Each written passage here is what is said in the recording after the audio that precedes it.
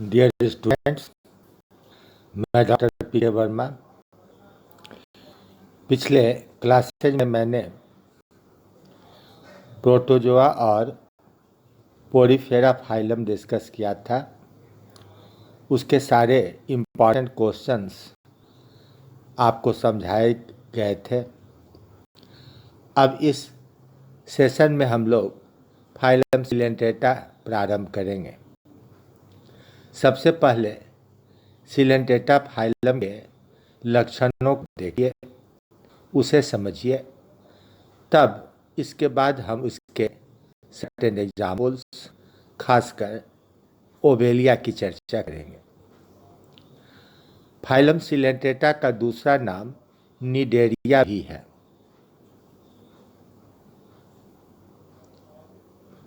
यह नाम निडेरिया इसमें पाए जाने वाले एक विशेष सेल, जिसे निमेटोसिस्ट या नीडोब्लास्ट कहा जाता है, उसके प्रेजेंस के कारण है। यह विशेष तरह का सेल सिर्फ इसी फाइलम में मिलता है, किसी और फाइलम में नहीं मिलता है।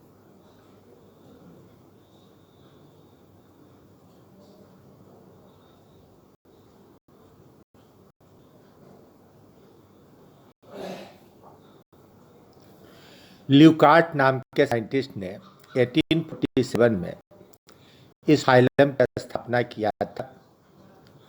उन्होंने डिप्लोब्लास्टिक नेचर के सभी एनिमल्स को एक साथ सिलेंट्रेटा नाम दिया था। इस डिप्लोब्लास्टिक ग्रुप में पोरीफेरा, निडेरिया और टिनोफोरा या एनिडेरिया, ये 3 फाइला पाए जाते हैं। इसमें से एक पोरीफेरा आपने पढ़ा। अब हम लोग पहले निडेरिया समझें, तब उसके बाद टिनोफोरा भी अलग से समझेंगे। हैसेक नाम के साइंटिस्ट ने सिलेंट्रेटा में सिर्फ निडेरिया और टिनोफोरा को रखा था, लेकिन इसके बाद टिनोफोरा को एनिडेरिया नाम से अलग कर दिया गया। दे पजेस ऑलमोस्ट रेडियल और बायरेडियल सिमिट्री ऑफ बॉडी। आमतौर से इनकी रेडियल सिमिट्री होती है। बॉडी ट्यूबुलर या अम्ब्रेला जैसा होता है। किसी भी एंगल से देखें तो हमें एक जैसा लगता है, तो रेडियल सिमिट्री माना जाता है। लेकिन एनिडेरिया को, जिसे टिनोफोरा कहते हैं, वह बायरेडियल सिमिट्री में पाया जाता है। जो ट्यूबुलर फॉर्म है, नलीनुमा सीधा, उसे पॉलिप फॉर्म कहते हैं, और जो अम्ब्रेला जैसा लगता है उसे मेडुसा फॉर्म कहते हैं। तो इसमें कुछ एनिमल पूरी तरह से पॉलिप के रूप में दिखाई पड़ेंगे और कुछ एनिमल पूरी तरह से मेडुसा फॉर्म में दिखाई पड़ेंगे। लेकिन कुछ ऐसे भी एनिमल्स हैं जिनके लाइफ साइकिल में पॉलिप और मेडुसा, ये दोनों फॉर्म पाया जाता है।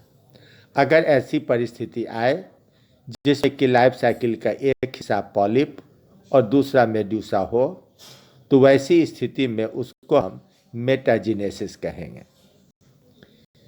The animals are diploblastic, that is, they have 2 layers of cells forming primitive tissue. एक एक्टोडर्म और दूसरा एंडोडर्म। पोरीफेरा में भी हम ऐसा मान के चल रहे थे कि बाहर एक इपीडर्म था पिनेकोसाइट का बना हुआ, तो अंदर एंडोडर्म था कॉलर सेल का बना हुआ। वैसे ही इसमें भी एक आउटर यानी इपीडर्म है और एक अंदर का एंडोडर्म या गैस्ट्रोडर्म है। These layers are separated from each other by a jelly-like non-cellular secretion called mesoglea. इपीडर्म और गैस्ट्रोडर्म के बीच में विभिन्न सेल्स के सिक्रीशन के द्वारा यह गाढ़ा पदार्थ, जेली लाइक पदार्थ यानी मीसोग्लिया का एक चौड़ा लेयर बन गया। लेकिन पोरीफेरा के विपरीत यह पूरी तरह से नॉन सेलुलर है। पोरीफेरा में मीजेनकाइम के अंदर, जिसे अक्सर मीजोग्लिया भी कह देते हैं, कई तरह के अमीबॉइड सेल्स, स्पाइक्यूल्स और स्पॉन्जिन फाइबर्स पाए जाते हैं, लेकिन इसमें सिर्फ सिक्रीशन है, किसी तरह का सेल नहीं है। हालांकि आप केयरफुली जब देखिएगा तो बाहर और अंदर दोनों सेल लेयर के नीचे आपको नर्व फाइबर्स के जाल मिलेंगे, नर्व सेल्स भी मिलेंगे। इनफैक्ट ये नर्व सेल्स एपिडर्म और एंडोडर्म दोनों लेयर से बनते हैं और अंदर ही अंदर विभिन्न सेल्स को कनेक्ट करने के लिए मीजोग्लिया में चले आते हैं, लेकिन ये मीजोग्लिया के सेल्स नहीं हैं। Outer epiderm or ectoderm contains as many as 7 types of cells. Likewise, the inner endoderm or gastroderm contains 5 to 6 types of cells. Therefore, it is debatable whether they should be considered as tissue or not. क्या बात हुई? तो जब हम definition देते हैं tissue का तो कहते हैं it is a group of sales having similar origin, structure and function. एक समान की रचना, उत्पत्ति और क्रिया वाले सेल्स के समूह को टिश्यू कहा जाता है। लेकिन जब अलग अलग तरह की रचना और अलग अलग तरह की क्रिया, 5 से ज़्यादा प्रकार के सेल्स आउटर और इनर दोनों लेयर्स में पाए जाएं, तो फिर हम उसको डिफिनिट टिश्यू कैसे मानेंगे? तो कुछ बुक इस डिप्लोब्लास्टिक को 2 टिश्यू लेयर वाला मानते हैं, तो कुछ बुक्स का कहना है कि नहीं, ये अभी टिश्यू लेवल ऑर्गेनाइजेशन नहीं है। In some higher animals such as sea anemone और Adamsia, a muscular diaphragm is developed that represents a third and true tissue or mesoderm. अब इसी में एक हायर एग्जाम्पल लिया हमने सी एनीमोन का, समुद्री एनीमोन का, जिसका जेनेरिक नेम है एडेम्सिया। इसके सिलेंड्रम में एक मस्कुलर डायफ्राम बना हुआ है। अब मसल्स की उत्पत्ति मेसोडर्म से होती है, इसलिए इसको मेसोडर्म माना गया। इस तरह से हम ये कह सकते हैं कि इस फाइलम के कुछ एनिमल्स ट्रिप्लोब्लास्टिक ऑर्गेनाइजेशन वाले भी हैं, यानी ट्रिप्लोब्लास्टिक ऑर्गेनाइजेशन का प्रारंभ यहाँ हो गया है। They have a single body cavity acting also as digestive system and circulatory system both, so it is known as coelenteron. Coelom plus enteron, coelom मतलब बॉडी कैविटी और एंटेरॉन का मतलब इंटेस्टाइन। तो यह इसका ऐसा बॉडी कैविटी है जो इंटेस्टाइन का भी काम कर रहा है, भोजन को डाइजेस्ट करने का भी काम कर रहा है, और जो डाइजेस्टेड पदार्थ है वह इसी सिलेंटेरॉन में पानी में घुल कर फैल जाता है और फिर विभिन्न सेल्स के द्वारा एब्जॉर्ब कर लिया जाता है। इसलिए इसको गैस्ट्रोवास्कुलर कैविटी भी कहा जाता है। गैस्ट्रो मतलब स्टोमक से रिलेटेड, वास्कुलर में परिवहन से संबंधित। तो यह स्टोमक का भी काम कर रहा है और भोजन के परिवहन का भी काम कर रहा है। हालांकि डाइजेशन इंट्रासेलुलर और एक्स्ट्रासेलुलर दोनों प्रकार का होता है। The nerve sales originated at first in this phylum from ectoderm and endoderm both and form nerve net under the layer of other cells and connect muscular and sensory cells. पहली बार Porifera से एक advance character दिखाई पड़ा, वह है nerve cell.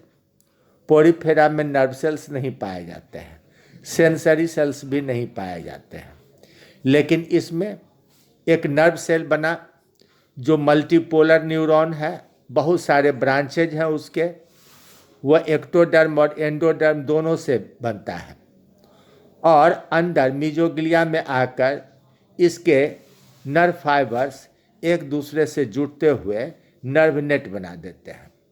तो nerve net को हम सबसे प्रिमिटिव नर्वस सिस्टम मानते हैं।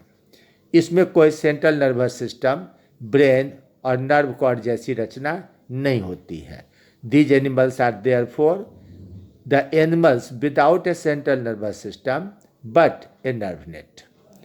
सेंट्रल नर्वस सिस्टम नहीं है लेकिन नर्व का जाल है।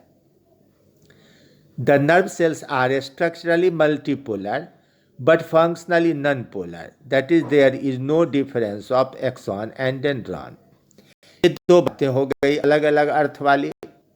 मल्टीपोलर मतलब जिससे बहुत सारे नर्व फाइबर निकल रहे हों।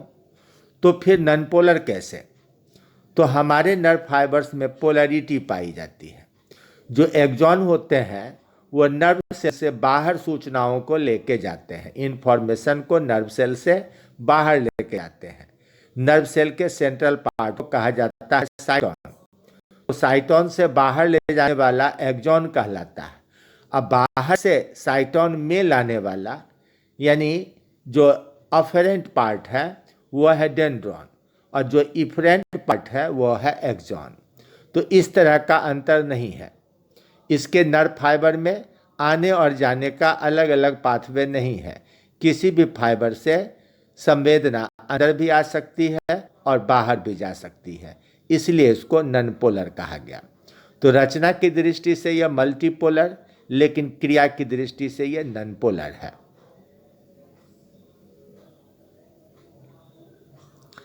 सेंसरी सेल भी पहली बार इसमें बना है।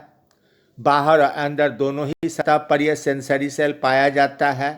या पानी के पीएच को, पानी के टेम्परेचर को, उसके सॉल्ट लेवल को और कभी कभी ये टच को भी समझता है। इसके अलावे जो माउथ के आसपास के सेंसरी सेल हैं वो अन्य केमिकल्स की मदद से, खास करके प्रोटीन की मदद से अनजान प्रोटीन को समझ जाते हैं, पहचान लेते हैं और उसी की मदद से अपना शिकार करते हैं। इसमें कोई आँख नहीं होता है जिसे अपने शिकार को देखें। तो शिकार को पकड़ने का तरीका क्या है कि सेंसरी सेल शिकार के बॉडी से निकलने वाले अनजान प्रोटीन्स को पहचान लेते हैं और अपने टेंटेकल्स की मदद से फिर उस प्रे को, उस शिकार को पकड़ कर निकल जाते हैं। They have a special cell known as stinging cell, nematocyst और निडोब्लास्ट।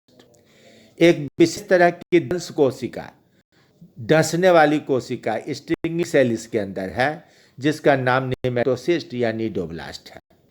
यह सिर्फ इस फाइलम में मिलता है, किसी और फाइलम में नहीं मिलता है। इसीलिए सिलेंटेटा का दूसरा नाम निडेरिया रखा गया। इसी सेल के एब्सेंस के कारण एक दूसरा ग्रुप जिसको आज हम लोग एनिडेरिया बोलते हैं, वह एनिडेरिया यानी बिना निडोसिल, बिना निडोब्लास्ट वाला, तो टीनोफोरा या हर्मीफोरा नाम का ग्रुप है। एक माइनर ग्रुप है जिसको आप अगले सेशन में पढ़ेंगे। तो यह हर्मीफोरा या टीनोफोरा जो है वह निडेरिया से बाहर चला गया क्योंकि उसमें निमेटोसिस्ट नहीं पाया जाता है, निडोब्लास्ट सेल नहीं पाया जाता है। In both the cell layers, there are a large number of small, irregular interstitial cells, that is ISC. They actively divide by mitosis and differentiate into other cells of their own layer. Therefore, these are called totipotent cells. इसके ectoderm में अलग से छोटे छोटे interstitial cells होते हैं जो बड़े सेल्स के बीच के गैप में पाए जाते हैं।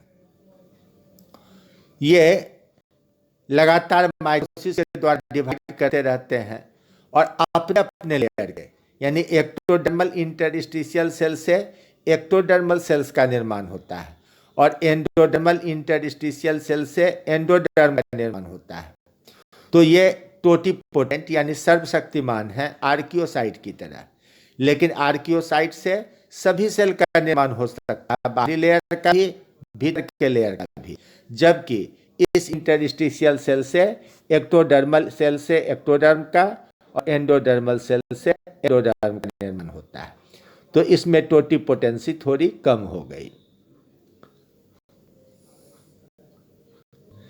They have developed gonads, testes and ovaries from either ectoderm or endoderm. So sexual reproduction is found in all of them. अब देखिए, पहले पोरीफेरा में गैमीट तो बनता था, ओवम और स्पर्म जर्म सेल से बनते थे, और ये जर्म सेल्स किससे बनते थे? तो आर्कियोसाइट से। लेकिन यहाँ क्या हुआ कि एक निश्चित प्रकार का टेस्टिस और निश्चित प्रकार का ओवरी बन गया।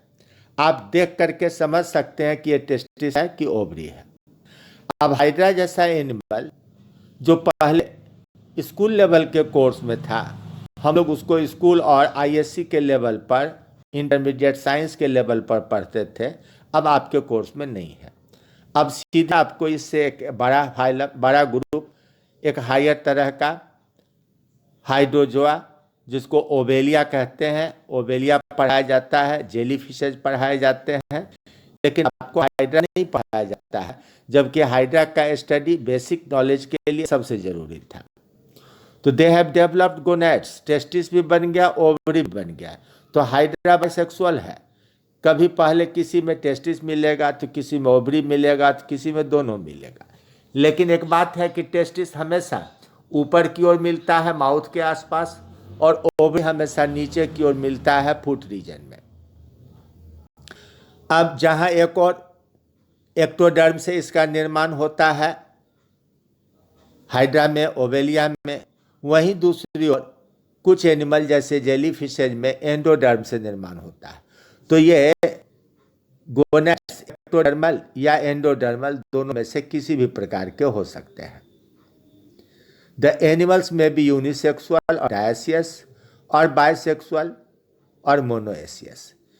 Dioecious का मतलब जब दो प्राणी मिलकर सेक्सुअल रिप्रोडक्शन करें तो dioecious.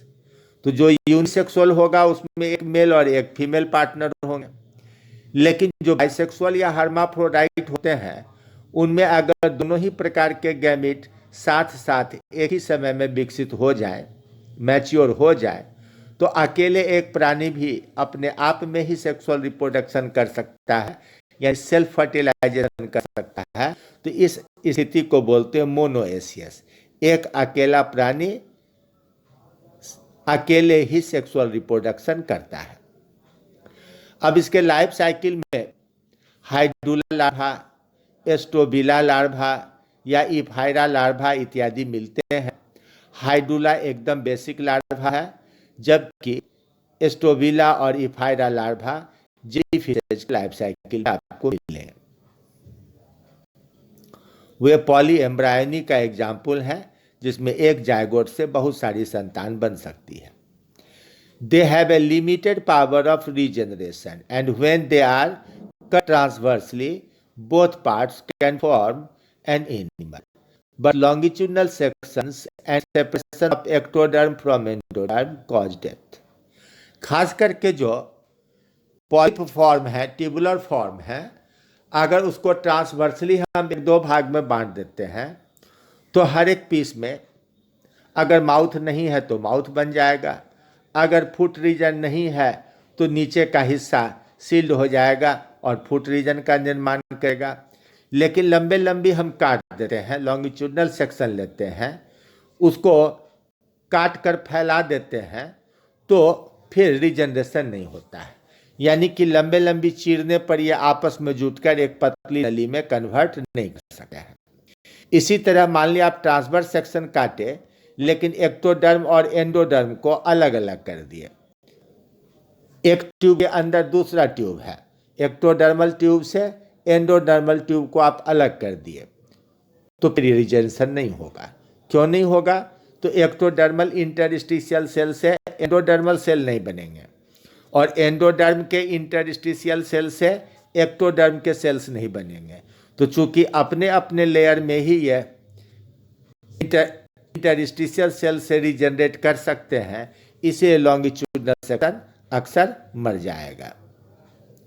Some animals are solitary and free moving। Hydra solitary है, अलग अलग रहता है, फ्रीली मूव कर सकता है। बट अदर्स में भी कॉलोनियल, सेडेंटरी सेडेंटरी, ब्रांच्ड और अनब्रांच्ड।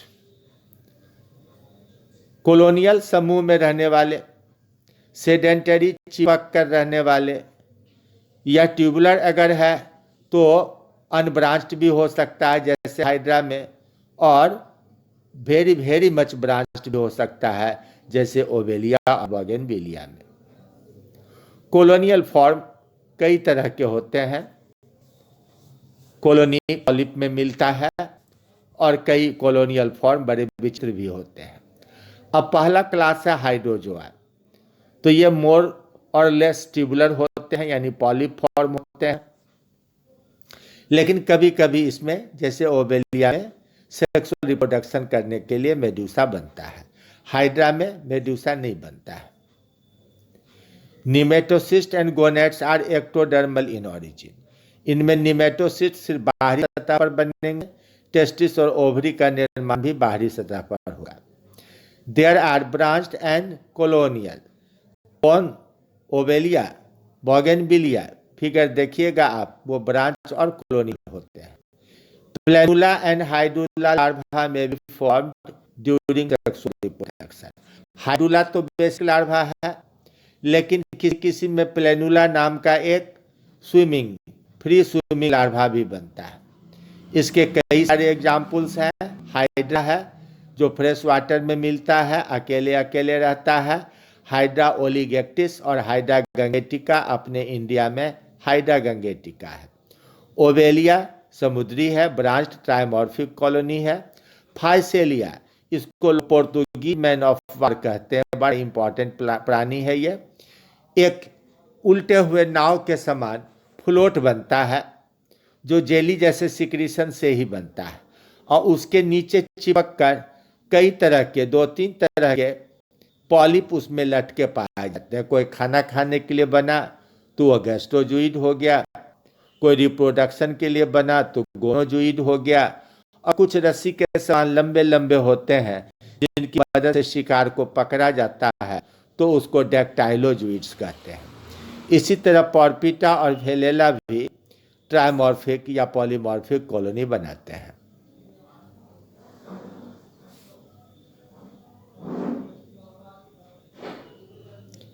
ये देखिए हाइड्रा का लॉन्गिट्यूडनल सेक्शन है। इसमें दाहिनी ओर ऊपर की ओर टेस्टिस और नीचे की ओर ओवरी बना दिखाया गया है। बाईं ओर असेक्सुअल रिप्रोडक्शन के लिए बडिंग होते दिखलाया गया है। ऊपर आपको 2 टेंटिकल दिखाई पड़ रहे हैं, जबकि टेंटिकल की संख्या 6 से लेकर 10 तक होती है। दोनों ओर की दीवार आपको साफ दिख रही है, बाहर एपिडर्म और अंदर गैस्ट्रोडर्म, और गैस्ट्रोडर्म के अंदर जो खाली सा जगह है उसको बोलते हैं सीलेंटेरॉन। इसके टेंटिकल में भी सीलेंटेरॉन घुसा रहता है, जबकि ओवेलिया के कॉलोनी में टेंटिकल सॉलिड होता है, उसमें सीलेंटेरॉन नहीं होता है। अब हाइड्रा में बडिंग होता है। देखिए ये हाइड्रा है, फोटोग्राफ है ये। एक मुख्य हाइड्रा के फुट रीजन में निचले हिस्से आप देख रहे हैं 2 बर्ड्स लटके हुए हैं। ये प्रोसेस देखिए बर्ड बनने का। स्टेज नंबर 1 एक आउटग्रोथ आया, 2 में टेंटिकल्स बनना शुरू हुए, 3 में उसमें माउथ भी बन जाएगा, और किसी कारण से जब यह अपने बेस पर से टूटकर अलग हो जाएगा तो फिर नया इंडिपेंडेंट हाइड्रा बन जाएगा।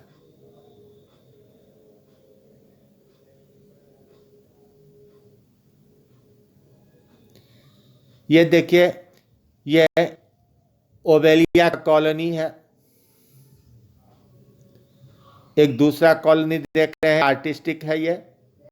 बाईं ओर नेचुरल था, फोटोग्राफ था, दाहिनी ओर आर्टिस्टिक कॉलोनी है ये बना हुआ।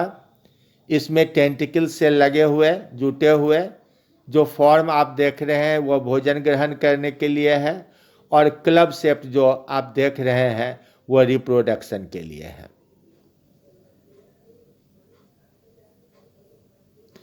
दूसरा क्लास है स्काइफोजोआ। बड़ा ही इंपॉर्टेंट, बड़ा ही सुंदर क्लास है ये। इसमें अम्ब्रेला जैसे छतरी युक्त एनिमल्स होते हैं। जेलीफिश इसका सबसे उत्तम एग्जाम्पल है। जेलीफिश के बहुत सारे स्पेसीज पाए जाते हैं। Sensory cell from tentaculocyst which are the organs of body balance. इसमें एक विशेष तरह का अम्ब्रेला जैसा बॉडी है जिसके मार्जिन पर एक विशेष तरह का सेल है जिसको बोलते हैं टेंटाकुलोसिस्ट। इसकी संख्या 16 से लेकर 32 तक हो सकती है। इसकी मदद से ये अपने बॉडी को बैलेंस करते हैं। इनमें 4 आर्म्स भी होते हैं। 4 bifid arms are formed. Tentacle बहुत सारे रिम पर, मार्जिन पर छोटे छोटे होते हैं, जबकि इसके माउथ जो नीचे की ओर लटकता रहता है, आमतौर से स्क्वायर शेप्ड होता है, उसके चारों कोने से 2-2 भाग में बटे हुए 4 आर्म्स पाए जाते हैं। अंदर सीलेंटेरॉन जो है वो वेल डेवलप्ड है। वह एक गैस्ट्रोवास्कुलर कैविटी यानी इंटेस्टाइन का निर्माण करता है।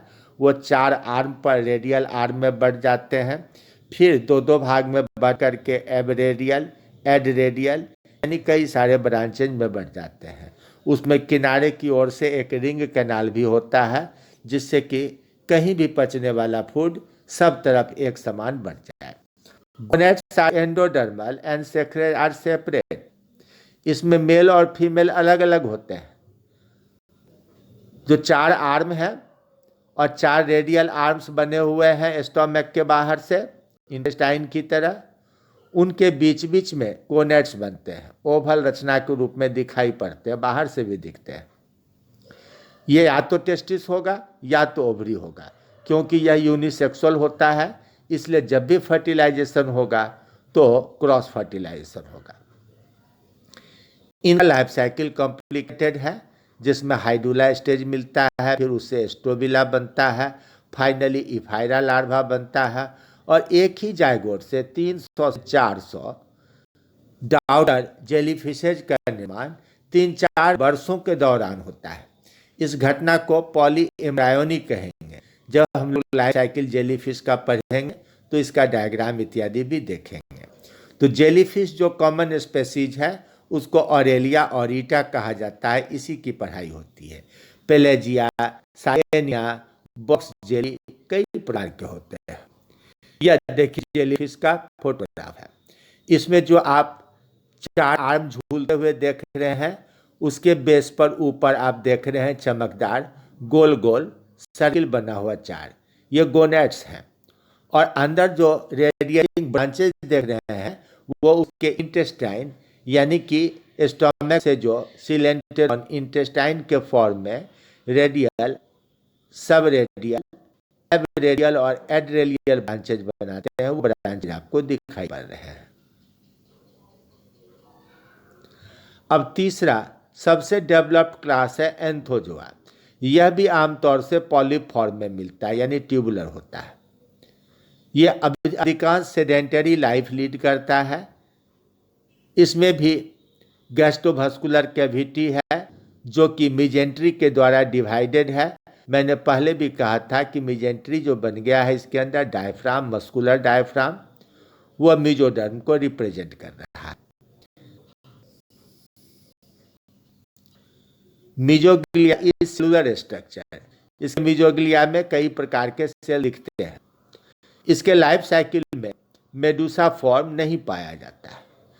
अब सी एनिमोन तो बड़ा सा एनिमल है, किसी कछुए, केकड़े, स्नेल इत्यादि के पीठ पर चिपक करके वह रहता है। लेकिन इसमें कुछ टाइनी एनिमल्स के समूह होते हैं जो अपनी रक्षा के लिए स्टोनी हार्ड होम्स का निर्माण करते हैं। इन घरों को कोरल्स कहते हैं।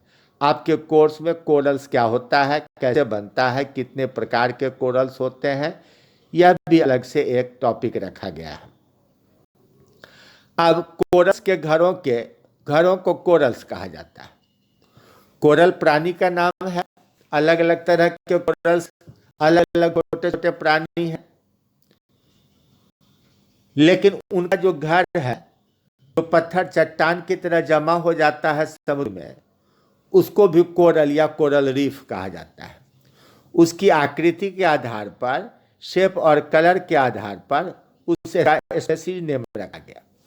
तो जो कोरल नहीं बनाने वाले हैं उनमें इम्पॉर्टेंट है सी एनीमोन, एडेम्सिया या मेट्रीडियम, और कोरल्स बनाने वाले में अनेकों हैं। ट्यूबिपोरा को ऑर्गन पाइप कोरल कहा जाता है, अल्सायोनियम को डेडमैन्स फिंगर, गॉर्गोनिया को सी फैन, पेन्नाटुला समुद्री पेन या सी फीडर, फंजिया यानी mushroom coral, Acropora horn coral, Meandrina brain coral, Antipathes black coral, Heliopora blue coral और कोरलियम रेड कोरल कहलाते हैं। भारत जैसे देश में कोरलियम का टुकड़ा खूब अच्छी तरह से काटकर गोल बनाकर पॉलिश करके बाजार में मूंगा के नाम से, लाल मूंगा के नाम से बेचा जाता है। लोग कहते हैं कि उस लाल मूंगा को पहनने से शनि ग्रह का प्रभाव कम होता है। यह एस्ट्रोलॉजर्स की मान्यता है। हम बायोलॉजी वाले इसका कोई अर्थ नहीं समझते हैं। हो सकता है ब्लैक कोरल भी पहना जाता हो, ब्लू कोरल भी पहना जाता हो, कम से कम यह एक जेम की तरह तो काम जरूर आता है। अब देखिए यहां एक क्रैब चिपका हुआ है, सी एनीमोन। ये देखिए बड़ा सा सी एनीमोन जो जमीन से चिपका हुआ है। अब ये विभिन्न प्रकार के कोरल्स आप देख रहे हैं। सबसे ऊपर बाईं ओर गॉर्गोनिया है, सी फैन दाएं बाएं हिलते रहता है। अल्सायोनियम है सेकंड ऊपर से दाहिनी ओर। नीचे देखिए एकदम मशरूम, उल्टे मशरूम की तरह दिख रहा है। मशरूम के अम्ब्रेला को उल्टा के देखिएगा तो इसी तरह से धारी बनी मिलेगी, इसलिए इसका नाम रखा गया फंजिया। और दाहिनी ओर सबसे नीचे जो दिख रहा है आपको, जैसे ब्रेन के सरफेस पर कुछ क्रिप्ट और गहराई बने रहते हैं, वैसे ही इस पर विभिन्न प्रकार के टेढ़ी मेढ़ी धारियां बनी है, इसलिए इसको ब्रेन कोरल कहते हैं। इसका जेनेरिक नेम मिएंड्रीना है। ये देखिए बड़ा खूबसूरत सा प्राणी है। इसका हर पीस एक फीडर की तरह लगता है, जिसको पहले पेन की तरह यूज करते थे, इसलिए इसको सी पेन कहा जाता है या पेन्नाटुला। कभी कभी इसे फेसबुक और व्हाट्सएप पर प्रचारित किया जाता है कि यह सहस्त्र मुख वाला कोई नाग सांप है और हिमालय में उत्पन्न होता है। यह सब गप है। यह वास्तव में एक सी एनिमल है पेन्नाटुला, जिसका स्टॉक जमीन में बालू के बीच में धंसा रहता है और इस तरह से यह ऊपर की ओर निकला रहता है। यह कॉलोनी है।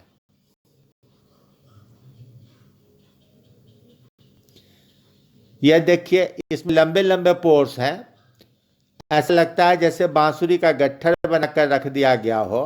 तो ट्यूब लाइक पोर्स हैं, इसलिए ट्यूबिपोरा नाम रखा गया। और दाहिनी ओर जो अब आप देख रहे हैं, यह रेड कोरल कोरेलियम है। इसी के टुकड़े को लाल मूंगे के रूप में यूज किया जाता है। तो यह बड़ा ही इंटरेस्टिंग वर्ल्ड है जो समुद्र के नीचे जहाँ तहाँ मिलता है। कई टापू, कई सारे एरिया में जो समुद्र के अंदर के चट्टान हैं, वो इसी तरह एनिमल के डिपॉजिट से बने हैं, जिसे कोरल रीफ या कोरल आइलैंड्स कहते हैं, एटॉल कहते हैं। तो it is all about coelenterata. See you in the next class. Thank you very much.